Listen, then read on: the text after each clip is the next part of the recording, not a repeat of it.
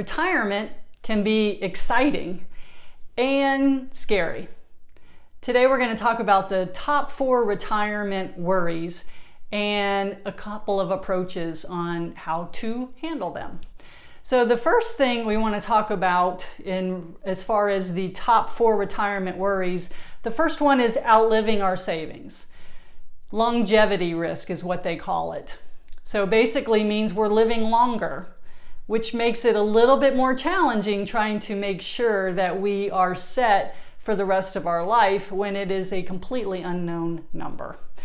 There was a study that was done in terms of people being prepared for retirement, and almost half of them didn't think they had enough money. Digging in a little bit deeper, it's understandable. They basically found out that only about 40% had more than $5,000 set aside for retirement. That's not going to get you very far. Social Security is probably the number one source of income for most people, for most retirees. We also know that it's not necessarily supposed to be your sole source of income. If you can live off of Social Security, that's great. You have very little debt.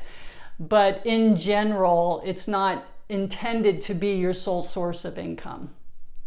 There's also a level of uncertainty that people have about Social Security. Just concerned. Social Security is not going to be around when they need it. So a lot of people take it as early as they can for that reason. And then if you have a pension, that takes a lot of this concern away as far as income, because pensions are paychecks for life. If you don't have a pension, you can pretty much create your own, also known as an annuity. And if you put an annuity together correctly, because there's different kinds, but you can have that designed so that it basically becomes your own pension, meaning you will get a paycheck for the rest of your life. So that's a pretty big and pretty important way to approach that concern. Another concern or worry are just that your investments won't keep up. There's volatility in the market. It's going to happen. There's stretches of the market just being nice and you feel great about it because when you get your statement, you look at it every quarter, it just keeps growing. That's the way it's supposed to be. And then something happens, right? It can be a lot of different things. But at the end of the day, the market is not ever going to just go straight up. It's going to have volatility. So the key here is making sure that you are not over-invested, that you're not taking more risk than you should. If you haven't already seen my video on the sequence of returns, I'll leave a link for you at the end of this video so you can kind of understand what that means. Medical expenses is the third worry, and also heard a statistic here that I was kind of blown away by.